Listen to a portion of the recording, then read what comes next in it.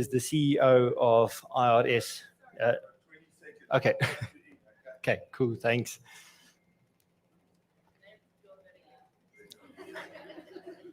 No pressure. 9, 8, 7, 6, 5, 4, 3, 2, 1. You're live. Well, good morning, everybody, and a warm welcome to the first session of our Experian Business Talks. A very special thanks to all our VIP guests sitting here today, as well as the guests who signed in remotely. Today, we will have a conversation with Chad Thomas. Chad is the CEO of IRS Forensic Investigation Services. And the conversation will be around the fraud trends that we have seen during the pandemic, how it has progressed over the last 2 years, and what possible strategies can we implement. Now, Chad is a veteran, a 30-year veteran of law enforcement. He has multiple certificates from across many institutions within SA to help him combat and fight the commercial crime syndicates. And I'm sure with all of his field work and digging and clawing and tracking them down, or if I would like to call it hunting them down, I'm sure there's going to be a lot of interesting insights that is provided from Chad. So before we get to the technical pieces, I think what we need to do is, Chad, is first we need to understand what is fraud and where did it start. Now, fraud, the definition of fraud, if we can put it lightly, would be it's a deliberate act from an entity. Now, if we say entity, this would either be a person or an organization who is trying to obtain unauthorized benefits through being deceitful, providing false information or untruthful facts. And essentially, the outcome is, or the lender generally believes these facts. So that is what we can classify as a basic breakdown of fraud. Where did it all start?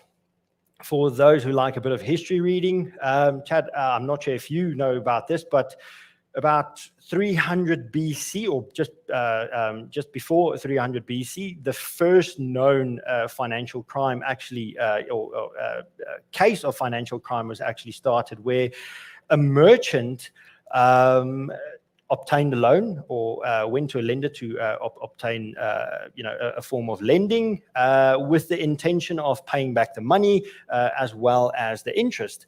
Now, the agreement was that if the merchant does not commit to paying back the loan, or in any event, it does not pay, so being untruthful or just being uncooperative, the lender can then take back the money and or take back the boat as well as the produce that this merchant tried to bring in.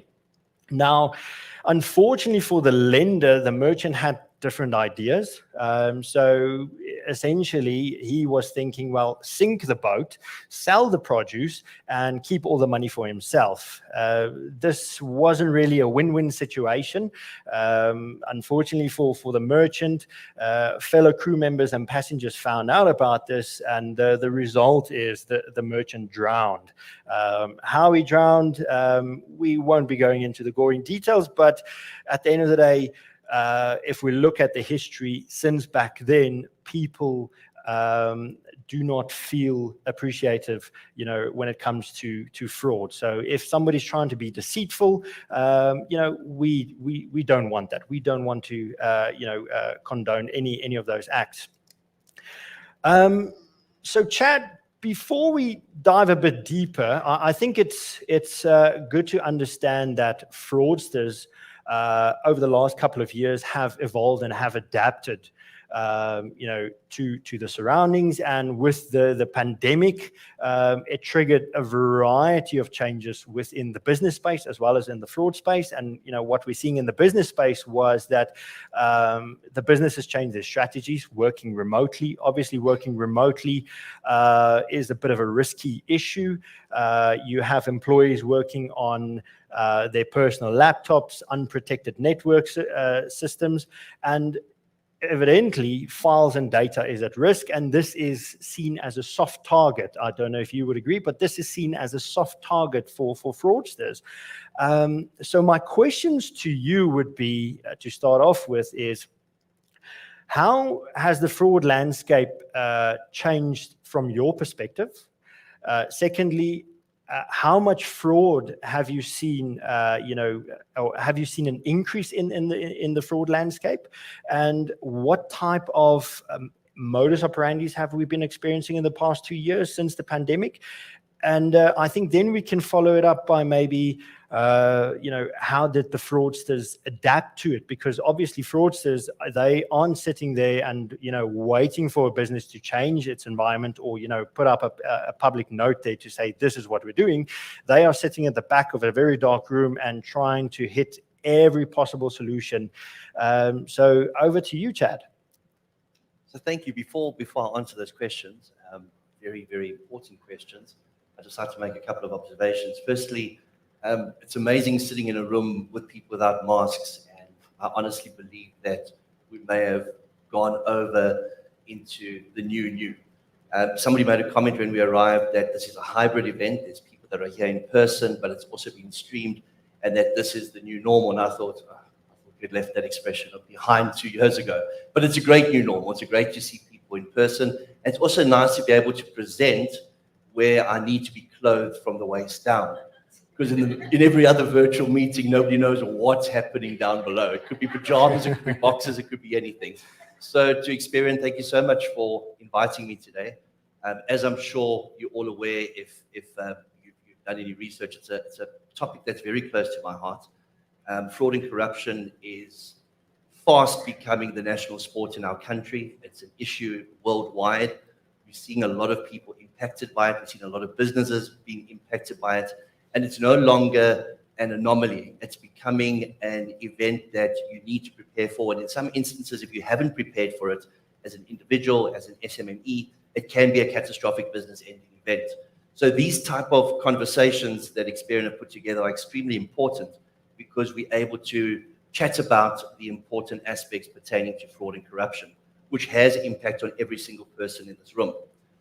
So to go to your questions, fraudsters are opportunistic. They look for any opportunity to make money. They capitalize on any situation, and they even use the events to blame frauds that they've already perpetrated as being the reason why an investment scheme, for example, has collapsed. It's called a black swan event. So I can't tell you how many crypto and forex fraudsters out there that were operating pre-COVID used COVID as a means to an end to say, sorry, we can't pay you out. We weren't expecting COVID. It was a world pandemic, and this black swan event has impacted significantly on your investment. You're not getting any money back. There was no money to give back. It was a fraud from the outset. But when we look at the pandemic itself, and we look at the way frauds have conducted themselves, in March of 2020, I stood on my soapbox and I screamed that PPE is going to be one of the biggest frauds we've ever encountered in South Africa. My words weren't cold. By July, we found out just how much had been defrauded in respect of funds that government had set aside to ensure the safety of individuals. This is disgusting. It's horrific. You're talking about the safety of individuals being compromised because people created tenders, they created opportunities for themselves to monetize a pandemic. Now, yes, PPE was needed, but no, you didn't have ABC Media having to rebrand themselves overnight as ABC Medical, having absolutely no knowledge about the PPE space, just to be able to get a tender to provide product, not having the knowledge how to obtain that product, and that product, of course, not reaching the necessary regulatory requirements for it to be a medical product. So we saw fraud throughout the COVID pandemic, from the supply of inferior equipment to the non-supply of equipment to counterfeit equipment, and we could see that this was a massive fraud, and it was a very opportunistic fraud. Pre-COVID, online fraud was sitting at about $2.3 trillion worldwide in terms of a study that had been conducted. And online fraud, of course, went sky high during the COVID pandemic. Why? Because people were spending a lot more time online. People weren't going out. People weren't socializing. And we're now seeing opportunists post-COVID, because we are going into post-COVID. We can see that today where we're sitting together here as a group of individuals talking. We don't have masks. We're able to communicate. We've come to the end of this pandemic, and we're now seeing post-COVID fraud being initiated. So when I spoke about frauds being opportunistic, one of the issues was, how do they forecast it? What do they see that we don't see? Well, fraudsters, being con artists, are very confident, they're very convincing, and they keep abreast of current affairs. They see where they can monetize an opportunity. So you've all read, I'm sure, about Hello Darlings. Hello Darlings is a fraud involving a travel agency. This is not a new fraud. The difference between this fraud and previous travel agency frauds is that this particular fraudster allegedly was capitalizing on the fact that people were tired, they were frustrated, they hadn't spent time with their families in so long that they would want to get away once the COVID restrictions had been lifted and we had a sense of normality return. So she set about putting together these incredible holiday packages that people paid anywhere from, we've looked at the figures, some people paid 70,000 Rand, upwards of R1 million. You've got some very wealthy people out there that wanted to take their entire families on these holidays, and she created packages for them. We call her scam very much an affinity scam. She targeted a specific community. And 2 years prior, when COVID started, fraud investigators were glued to their laptop screens because one of the very first virtual bail applications that was being held as COVID had made itself present in our everyday lives was the case of a lady with the surname Malik. It was a case that happened in Lenasia, and she was selling packages, Hajj packages, to her community. And it turned out that that money hadn't made its way to Saudi Arabia or to the different holiday organizations that were arranging the packages. This particular fraud with Tasnim, with the Hello Darlings, has all the trademarks of being a similar fraud. We believe that the different organizations that would have given those holiday packages didn't receive the money. The monies have been used for unintended purposes. She's nowhere to be found. They suspect she's in Dubai, she's in Mauritius, she's been spotted all over the place. But she saw an opportunity, and that opportunity was that families would want to get together at the end of the pandemic. People wanted to resume the sense of normality. So we always have to think like a fraudster. And it's difficult. We don't want to put ourselves in that position. We don't want to have to think about how would we take advantage of a situation. But for us to be able to effectively act against a fraudster, we need to think like them. We need to forecast. We need to see what opportunities are going to be available so that we can forewarn and be forearmed against what they're going to do. And I hate to be the one who said, I told you so. But at the advent of COVID, it was called out that PPE was going to be a massive fraud. So I hope that answers your question. Fraudsters are opportunists, and they use these black swan events to capitalize. Yeah, thanks for that, Chad. And I think it's quite important to emphasize the fact that, as you said, fraudsters, they are, in front of the curve. They aren't waiting for something to happen. They are, doing their homework, they're doing their research. I mean, earlier this morning, we talked about how, 2-3 years ago, the media and headlines was talking about gangs. Now we're seeing in the media and headlines, everything is money laundering and fraud. And what was quite interesting was the fact that you mentioned, well, it seems to be the case that gangs is now, laundering their money, through, fraud exchanges and cryptocurrencies.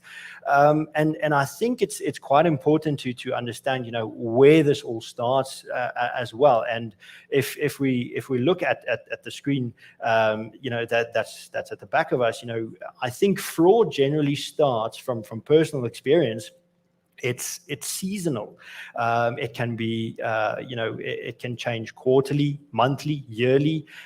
It's all about, what the environment does to organizations and how organizations adapt, which triggers those responses in what fraudsters do. The moment they see a weak spot, they go for it. The moment if they see, okay, well, organization is a bit more lenient to SADC countries when they apply for credit, they will start pushing that. These seasonal changes, I think, also has to do with cycles, and the cycles generally start with opportunities. Somebody who is willing to commit fraud will look at weaknesses within an organization, within the controls of the operational processes. I think once the opportunity has presented itself, it's followed up by a motive, and these motives is in the form of financial risk, bad habits. Somebody who has maintained a certain lifestyle, and now with a pandemic, now with everything that's happening in the economy, things are getting more expensive. So they are unable to maintain that lifestyle, and they are willing to accept a price, because essentially, if we think about it, and we might not agree with it now, but the truth of it is, everybody has a price. It all determines, it's all dependent on what is the motive, what is driving you to commit this fraud. And I think what's quite interesting is once the opportunity and motive has been, let's say, identified and the commitment is there, it all falls to that rationalization where a fraudster justifies their act. And I think you, being an investigator, engaging with these fraudsters on a daily basis, I'm pretty sure you've seen that in the front end, the fraudsters are, they have this superiority complex whereby I got away with it. We'll apply for some more credit. We'll apply for another product. We will move money through the account, and we will possibly apply with another company we have quickly established. But the general fact is, once you have actually, caught these fraudsters, or once you've picked up these trends, they will react very aggressively, because they will justify, well, example, I'm in need of money because I have a family member who needs medical treatment. So I will commit fraud to obtain that money to pay for the medical bills. Or I'm a single mom. I have, children to look after. So they will justify it. And you'll even, if we go a bit further, I think, when it comes to the more organized syndicates, and you can jump in here, they will even go as far as pushing back with a legal team to say, well, now we are, getting our lawyers because you are slandering our name. We are a legitimate company. What's your view on that, Chad? Before we get there, there's another observation I want to make. You mentioned the point about criminal gangs that are known for contact crimes now getting involved in white-collar crimes. There's always been the symbiotic relationship. Gangs generate a massive amount of revenue. They've used those same distribution channels for drugs to now distribute alcohol and cigarettes during the pandemic. They had to legitimize those funds, so they have a symbiotic relationship with the white-collar criminals. So there's no difference between the two. Whether it's a contact crime or a white-collar crime, there's damage, there's harm, there's hurt that's caused. There's another issue that really irks me in South Africa, and that's the whataboutism. When somebody gets prosecuted for a fraud in the private sector, everybody says, but what about the Guptas? What about Zuba? Well, what about them? It actually has nothing to do with that case at hand. I'm really getting tired and frustrated about the whataboutism. It's almost as if people are condoning fraud by the lower echelons because it's happening right at the top. And you always hear the expression, a fish rots from the head down. Well, I can tell you, as somebody who's fighting fraud on a daily basis, we've seen dedicated members of the National Prosecuting Authority, the Asset Forfeiture Unit, the Director of Priority Crime Investigation, were at the forefront trying to fight this. The problems we have, we all know, the problems we have is that these units are incapacitated because we've got such an increase in fraud and corruption in South Africa. We haven't been able to keep up with it. which is why it's so important that the people that are sitting here today and the people who are watching us virtually, who are responsible for having controls in place, understand that we have to be proactive and try to prevent it from happening rather than reacting after the event. Because we've got members within our state law enforcement agencies that want to prosecute. They want to lock these fraudsters up. They just inundated with cases. To compound issues, these members that are knowledgeable in fraud and corruption investigations are being seconded. They're being used to investigate, and I'll say it again, the PPE cases, because the PPE cases have become a very hot topic in government because there were government officials that were used. So they want to show that they're cleaning up. So members are being seconded to a task team that investigates PPE on a local, provincial, and national government basis. And then, of course, other experienced members are being seconded to investigate tender fraud and so-called state capture cases. So we have a capacity and infrastructure issue when it comes to state law enforcement. We have to support them. We have to engage in public-private partnerships with them. And we have to understand that we cannot point the finger. Nobody anticipated the pandemic. Nobody anticipated the release of the Zondo report so soon. Nobody anticipated so much that has occurred that has resulted in these members having to be redeployed. Yes, we can say in hindsight there should be more members recruited, but you can't train somebody overnight to be a fraud investigator. To be a fraud investigator takes a specific skill set, and you have to understand the limitations that the state currently has, which is why these public-private partnerships are essential. So we're seeing an opportunity where we as the private sector can help empower the public sector in the investigation of these crimes. But the most important thing is to actually try to prevent these crimes from happening. So when it comes to the whataboutism, we do see that there are government officials being prosecuted. We've all seen the recommendations made in terms of Zondo 1, 2, and 3 reports. We've seen what's happened in respect of fraud and corruption investigations taking place. And the private sector's got such an important role to play. So when you see something shared in the media, be it social media or mainstream media, about somebody locked up or somebody prosecuted or the state clawing back funds that were stolen in the private sector environment, let's not do the whole whataboutism. Let's not do about the Guptas and the Zumas. They have nothing to do with one another. We need to identify that there are people out there within our state law enforcement mechanisms who are trying to make a difference. But from an opportunistic perspective, we need to capitalize, knowing full well that the fraudsters are looking for new ways to commit fraud, and we need to identify that, and we need to be proactive in that approach.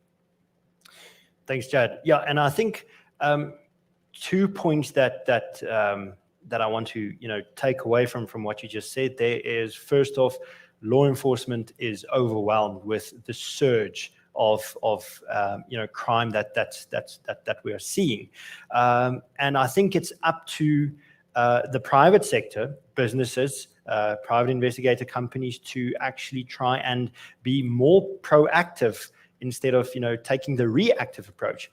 And being proactive means knowing upfront what you're dealing with. And I think let's have a look at some of the fraud trends that we've seen, what to look out for, and then basically we'll adapt onto that on how can we how can businesses change their internal processes. And I think the first one, which is probably one of the most common ones, common fraud trends, would be misrepresentation. Now, what we're seeing here is, organization will, make contact with a third party, somebody who's in need of some money. This third party would be either local or they would be foreign. In the case of where the organization themselves is foreign, they would look for local people with SID numbers. And generally what they tend to do is register a company or open up a bank account, and this is where it all starts. What we will see is you will have a period of 6 months. Sometimes we've even seen they carry on as long as a year, where money is run through the bank statements, financials looks good, and when they come to your door for credit or a form of lending, this seems like a legitimate business. The organization, as soon as they obtain credit, they will start running that money again through the different accounts within the fraud network space, and they will then apply for, another form of lending, another product. They will, create generally another company perhaps, and they will try to approach, other organizations for different type of products. So I think the biggest activity we are seeing is within the misrepresentation space, especially when it comes to, the SME business lending. The second one that I think, before we get to the second one, I think if we just have a look, a good example, and this is being proactive, is rather be more risk avert, saying, I don't really want to do business with you because I don't know what's going on, so let's have a bit of a deeper dive. When you have a bit of a deeper dive, look at things like financials. A very, very good example. If you see an influx in business revenue growth of, anything more than 100%, even 200% in certain cases, you can take it up to about 1,000%. Now that is very, very risky, and that's a massive red flag that you immediately have to tell yourself, stop, no, we need to investigate, we need to dig a bit deeper. Looking at bank statements, bank statements is probably one of the most common documents or trickiest documents for that fact to validate, because a lot of banks have their own forms of security. A lot of banks aren't willing to comply to services such as IDX, where you get consent from the client, and electronically you can pull the bank statement. So there are some banks that do not partake in those services, which makes it a bit difficult.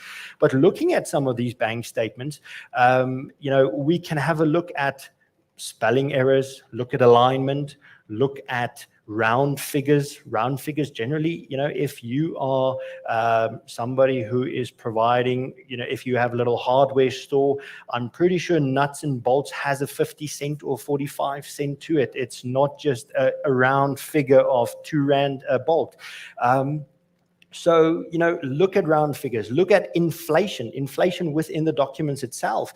You will see a lot of these bank statements have these large round figures going into the account, and then it's either moved as salaries or it's moved as payments, and they generally pay that through into other bank accounts within that fraud organization.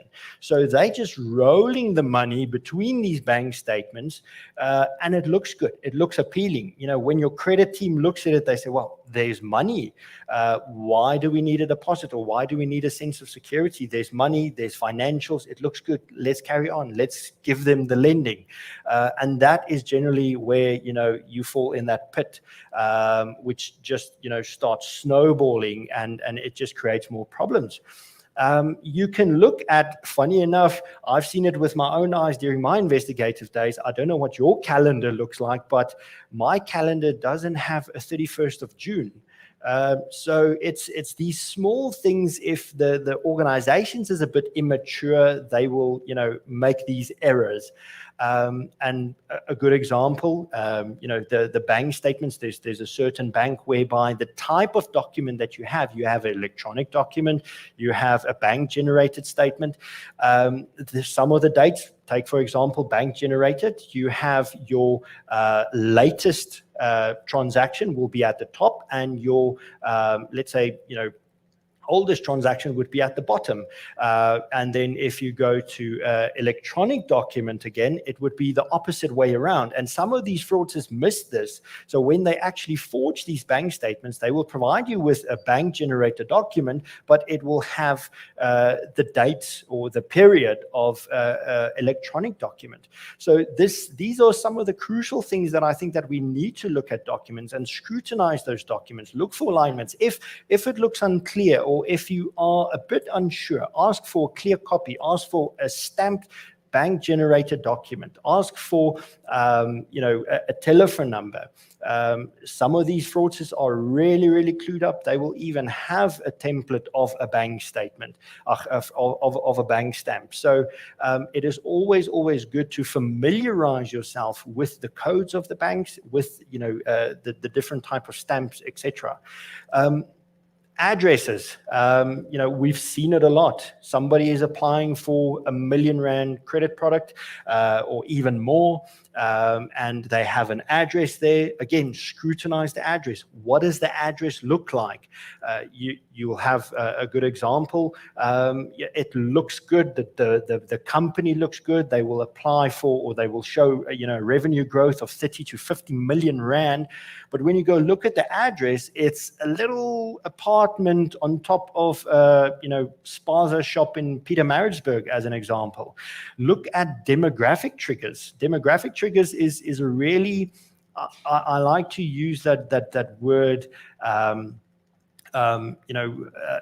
It should make common sense. Where's the common sense when you're looking at the document? Although you need some investigative background, common sense tells you that if a company is registered in Gauteng and they are doing business in Cape Town, but they are applying for lending, in KZN, why are you doing this? If the material or if the product, is to be delivered at your offices, obviously you want to look for a closer depot.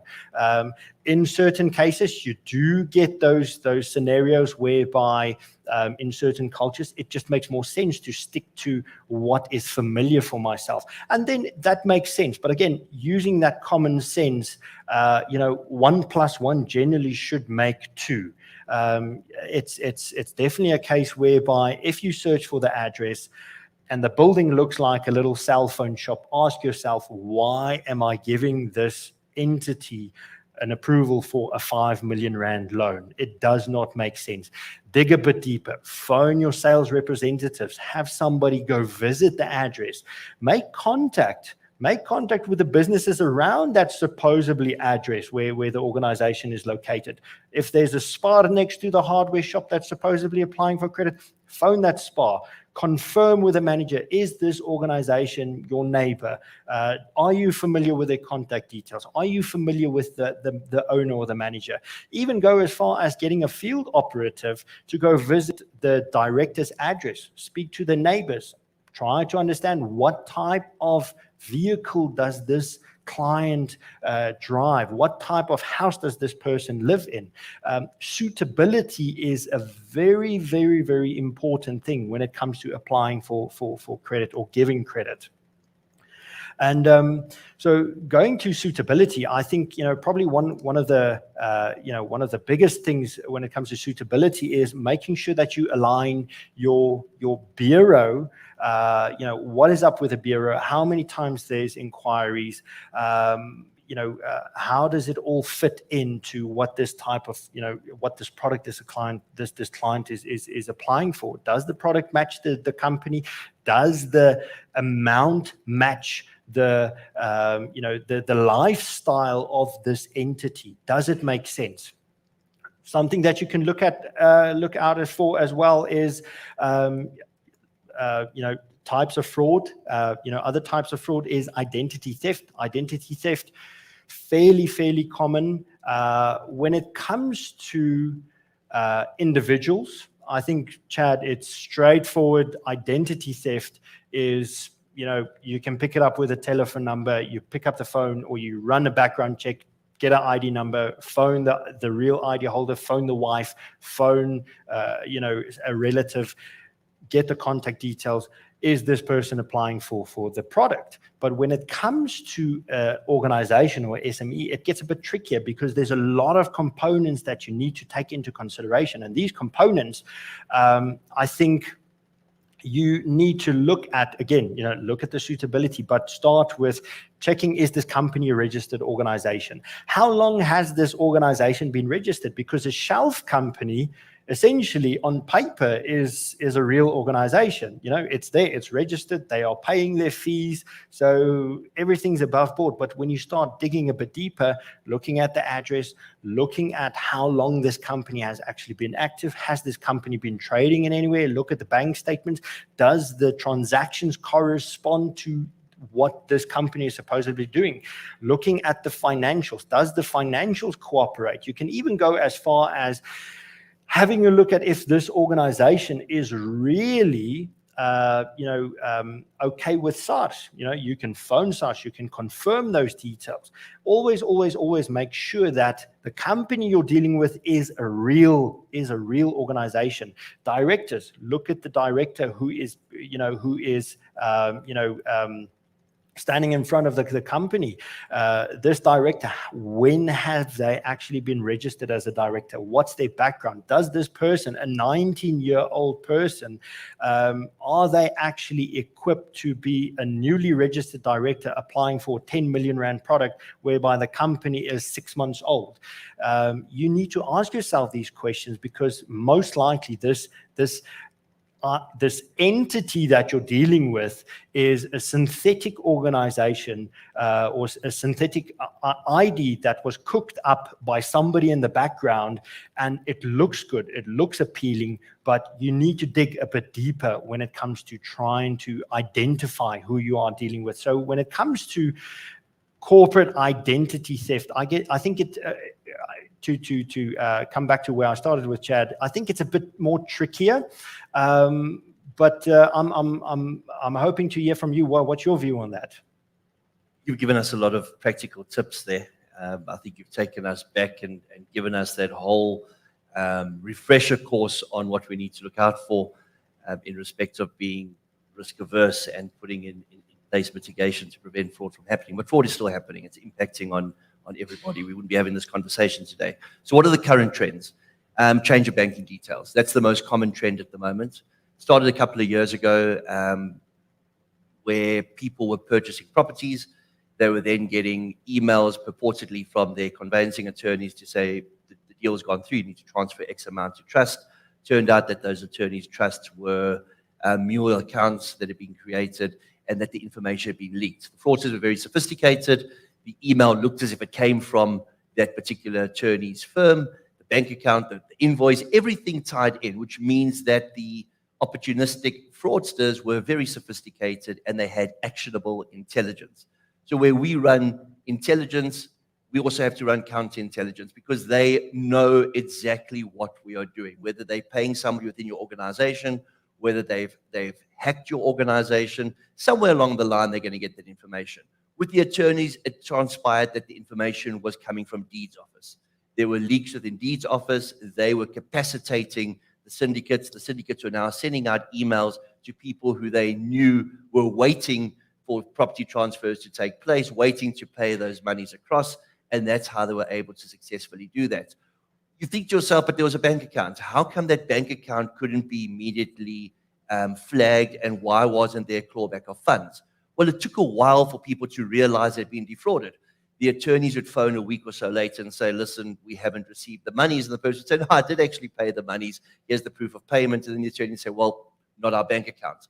And then everybody's very dismayed and there's a lot of sadness. The fact remains is that those accounts were created through what we call mule accounts. Mule accounts are very prolific in South Africa.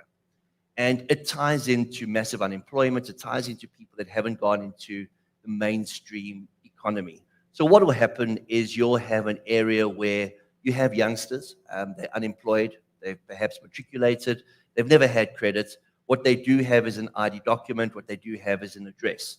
They'll congregate in a certain place, and eventually a tout will come to them and say, do you want to make a few hundred rand, maybe a few thousand rand? They'll say yes. They'll say, well, be here at such and such a time. Combi will come to fetch them, minibus, sorry, I'm old. Minibus will come fetch them. They'll take them through to a bank, and they will then be featured.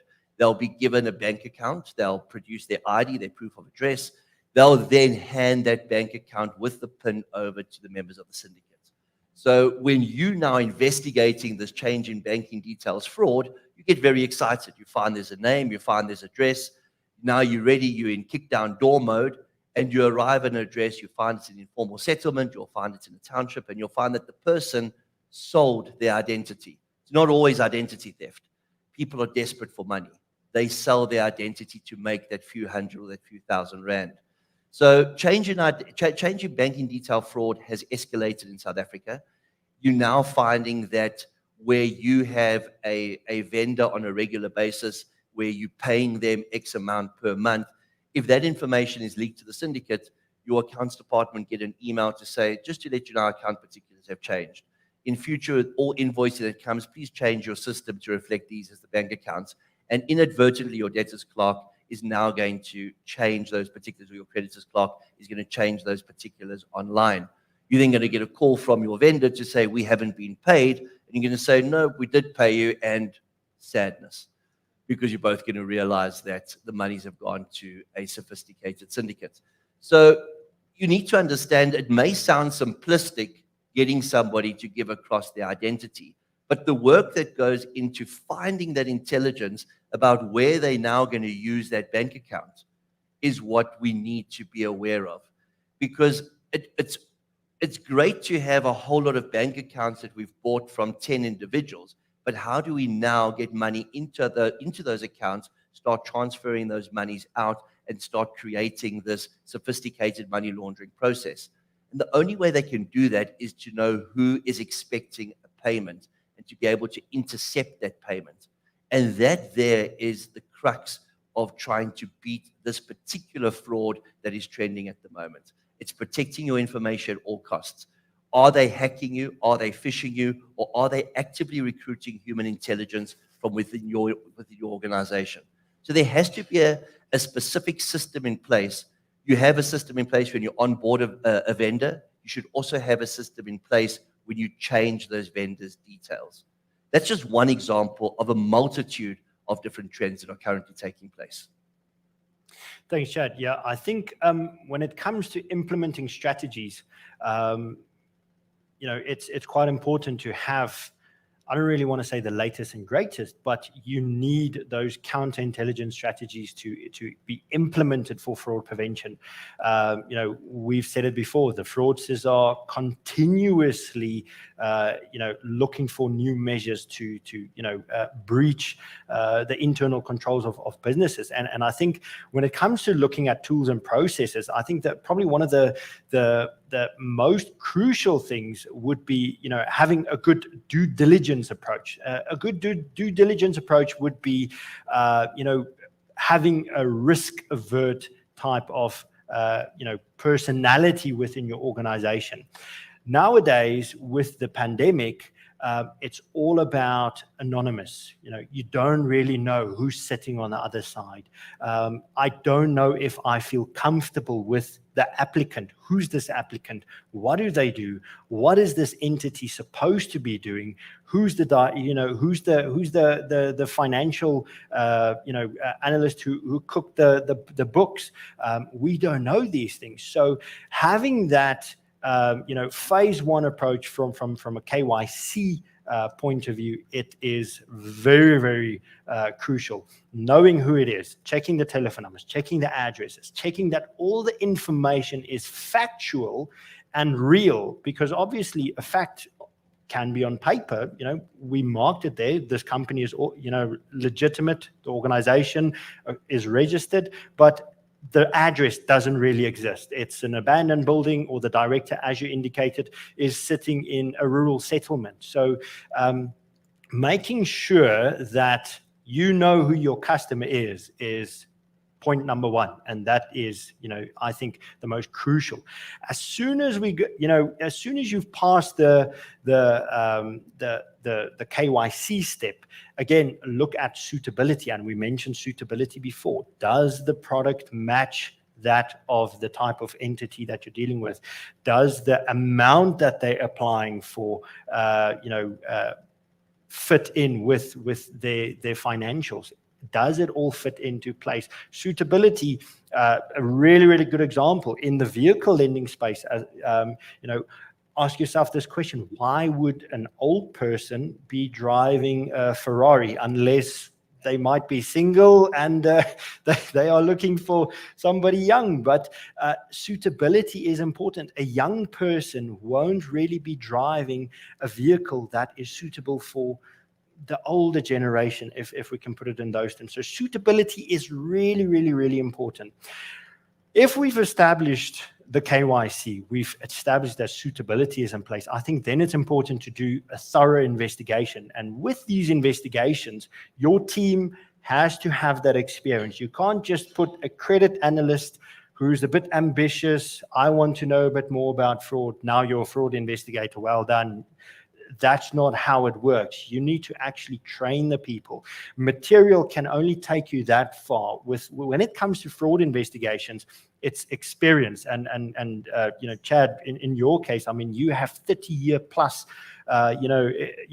experience in law enforcement, and then you have all this additional investigative experience as well. And if I'm not mistaken, you come back from the intelligence side within the SANDF as well. So you have all of that, and comparing that to somebody who's, I want to be a fraud investigator. I come from the credit team because I want to upskill my CV. It doesn't generally work that way. And now when it comes to the investigating, again, scrutinize the documentation. Is the bank statements legit? Have you made contact with that bank? In some cases, unfortunately, you have to wait for 30 minutes on the line to make that call. But I'd rather make that call, sit 30 minutes on the line, confirming those transactions are real. Also making sure that the balances correspond with those transactions, instead of having a legal and collections matter come to the risk team and say, oh, well, this slipped through the systems. Now you need to actually, conclude field operations or field investigations. So scrutinize the documents up front. Scrutinize the ID document. If there's an ID document involved, does it comply to the rules and regulations of Home Affairs?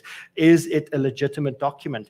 Nowadays, you can buy documents. I mean, it's fairly easy. So we've heard, so we've seen.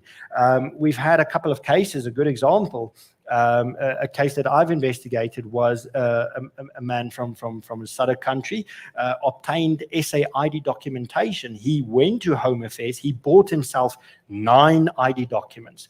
9 ID documents, all authorized through Home Affairs, different ID numbers, different names and surnames, and it is registered within Home Affairs. So having, scrutinized these applications, having scrutinized the person's bureau expenses, looking back at the history, we picked up that this profile previously applied for credit as well. And we thought, okay, well, let's quickly look in the system based on the ID number or based on the name and surname.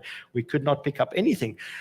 Luckily, with some of the tools that we have, made it fairly easy to link a surname, and only by the surname we were able to determine that this person actually applied for more than one product with his different ID numbers, with the different names. At the end of the day, you obtained about 15 million rand on 4 different ID numbers with one organization. So it's really, really important to scrutinize the documents, be risk alert, and have an effective due diligence approach. Apart with the due diligence, I think it's quite crucial to review the business strategies. Making sure that there is a fraud prevention culture within your own organization. Do all the people within the operations, different forms of operations, through all the processes, are they familiar with what fraud is? What can be seen as fraud? What do fraudsters generally do? Sometimes they might apply, you have an application from, within your credit side, it gets approved, it goes through the business. I might be a very inquisitive fraudster and I want to, roll some money. So I've applied for credit, I paid it for a couple of months, and now I want to, I have some money that I want to be cleared, so I want to settle my loan with the organization. So I push money in, I overpay, and then obviously the organization pays back the money. So it looks good because I'm getting a legitimate payment from the organization. So on my bank, now it's in my account. So making sure that all the members within your organization understands fraud and is aware of fraud is quite important. Adaptability and suitability, or adaptability and upgrading within your own strategies is quite important. Do you have the correct processes and systems in place to prevent fraud? Do you have the correct processes in place to pick up triggers, because within your own organizations, you might have different rules, but do you have an orchestrated platform that can incorporate all of these type of rules and come up with a single decision? Because if you have to look at platform number one, or, system number one, system number two, system number three, multiple systems, making use of all of that and coming up with an end decision might take some time. You have the salespeople putting pressure on you because this client, is approved by another organization. They have given them, the approval. So it's up to you to give that go light. If you have, the correct systems, if you have the correct processes in place, it can make decisioning outcomes much easier for yourself. The fraudsters adapt to be more autonomous, to be more effective. And yes, businesses, we like to go to old school works, but we have to adapt. We have to implement these changes. So Keith, in your experience, what would you deem, an effective process for businesses to implement these prevention measures? And what do you also see as some of the key challenges when it comes to implementing or adapting to new, prevention strategies? So I'm sure you've realized today I'm very much an analogy-driven person. I like to give examples of actual cases. So during the pandemic, you've heard me chat about PPE. It seems to be my chosen topic of the day. PPE became a fraud, not just in the context of people supplying non-existent product. People reinvented their companies to create new revenue streams so that they could survive the pandemic during lockdown. The fraudsters saw an opportunity by creating companies that supplied PPE, very slick websites. And the company I mentioned earlier doesn't exist, but I like to use it. ABC Media transforms themselves into ABC Medical, goes to their specific client base and says, listen, you guys are going to need masks when the pandemic is over. You're going to need sanitizer. We have an opportunity to purchase it at cost. We want to supply you. What they didn't realize is that they were destroying their relationship with that particular client base, because the company they thought they were purchasing from, they could never go out and physically inspect the stock. The stock didn't exist. The website was very slick. And because of our movements being limited, when you found a website, it would be in Mpumalanga, you were based in Gauteng. You couldn't physically go out and inspect the stock. Pictures were being circulated left, right, and center on social media. It turned out that all those pictures originated from one particular syndicate. That fraud is continuing today. It's a different kind of fraud, though. What we're seeing a lot of is RFQs in respect of a product that your company may provide something similar, may not have really provided in the past, but because the revenue streams have been so taxed in respect to the fact that we've had this pandemic, people are still looking for alternative revenue streams. So you'll out the blue receive a very professional RFQ for a product you've never heard of. You'll Google that product specification. It'll pop up on Google. You will then contact the company because you now know what they're looking for, this particular company that's contacted you. You know what price they're prepared to pay. You've seen this product on Google. You contact the company that has the product. You now want to broker this deal.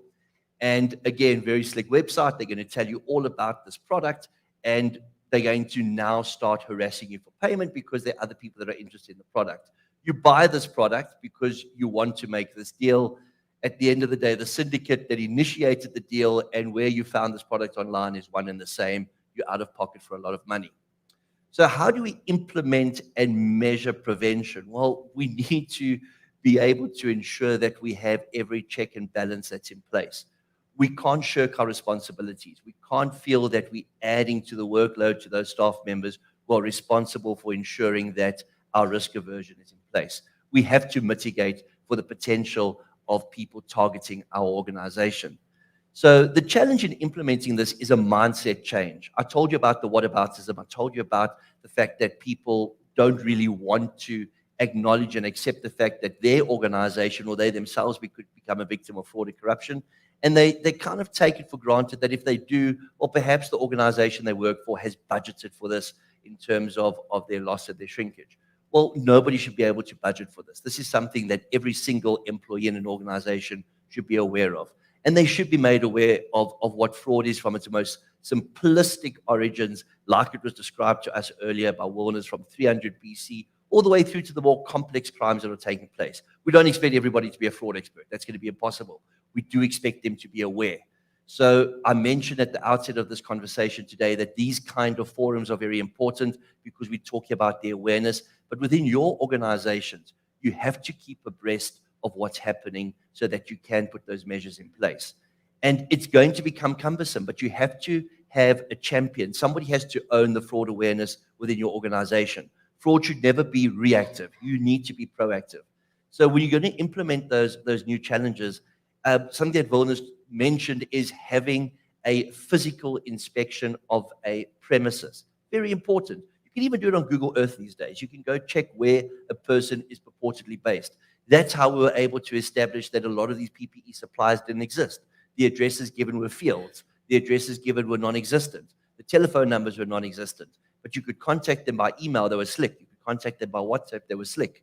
Their website presence was great. Their social media presence was immense. They even created fake reviews. You need to just ensure that the person or team that you have in place keeps abreast. When it comes to fraud investigation, it's not as complicated as one would think. It's common sense. It's logical. It's following the money. It's identifying anomalies. It's identifying the red flags. And the most critical part for me as a fraud investigator is clawback and restitution for my client base, because it doesn't help that you've suffered a loss that could be catastrophic. There should be measures in place that you can react. And we've seen great success in respect to the partnerships I spoke about earlier. And only successes based on the fact that people were able to identify that there was an anomaly, there was a red flag soon enough that they could freeze accounts and start the threat analysis and start recovering those funds. If you don't have systems in place and you realize 2 weeks down the line, it's 2 weeks too late. System orientated and creating that champion within your organization is what's going to prevent you from becoming a fraud statistic. Yeah, Keith. Chad. Chad, it's quite. I think the punchline is that fraud is here to stay for the long haul.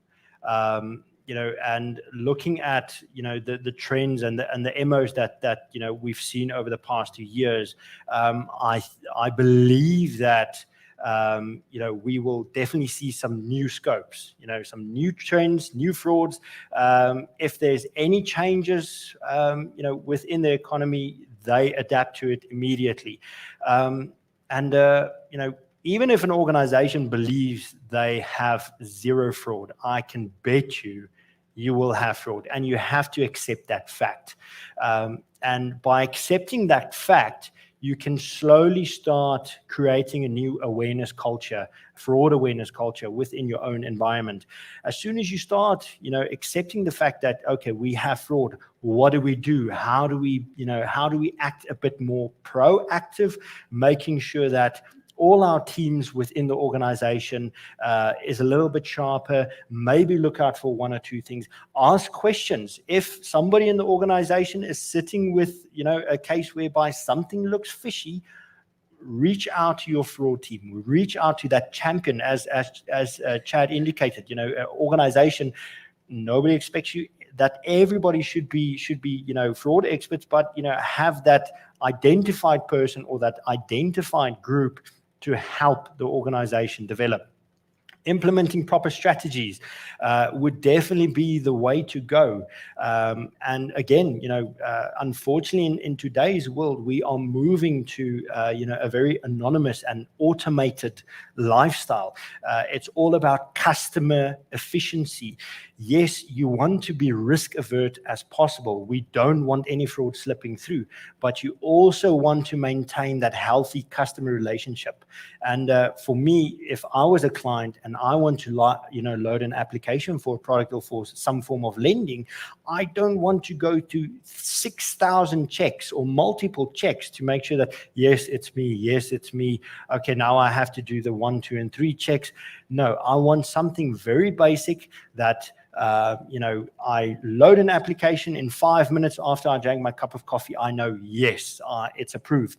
But for the organization, again, you need to implement all these strategies in the background to make sure that your company is protected as well as the individual, if there's a case of identity theft, is protected.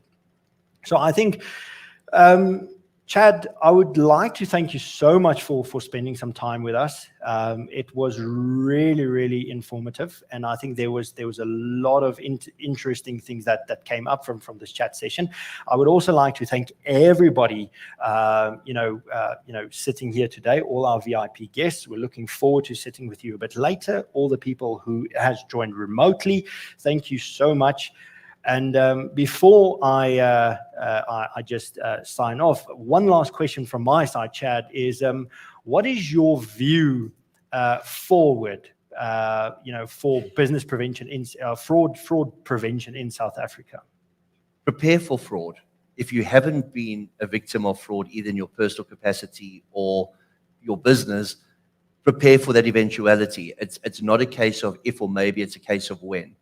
Fraudsters are exceptionally sophisticated.